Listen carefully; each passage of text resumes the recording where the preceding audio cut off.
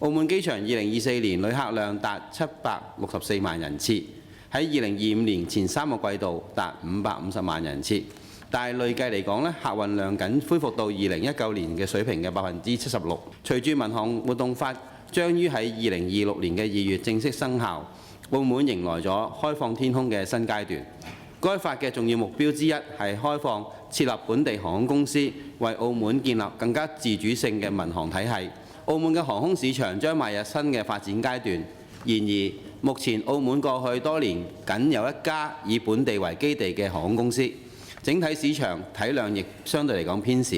請問當局如何喺新法規底下能夠積極運用制度創新嘅契機，吸引更多具有實力嘅航空企業喺澳門設立本地公司或者分支機構，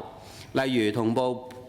制定配套嘅措施，如航權安排、機場設備擴容、航空維修人員嘅培訓政策等，以推動澳門航空市場邁向多元化同埋區域合作嘅新階段。特區政府一直支持澳門國際機場同航空公司充分利用澳門豐富嘅航權，開拓來往澳門嘅航班服務。民航局持續檢視現有嘅航班協定，並會主動同締約方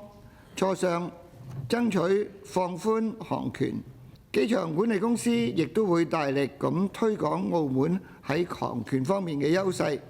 現時卡塔爾、土耳其同埋馬來西亞都有航空公司係利用第5航權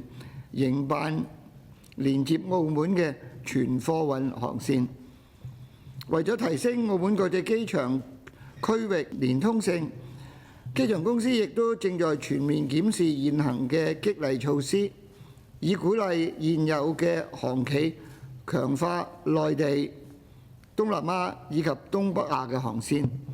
同時積極推動聯程服務，利用現時澳門經營嘅航企所建立嘅國際網絡，結合澳門短途航線同外地長途航線嘅運作模式，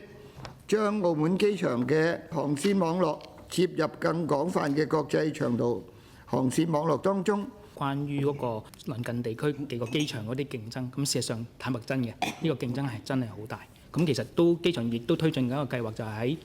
橫琴嗰邊，除咗前置貨站之外，亦都希望能夠設置一個值機中心，係將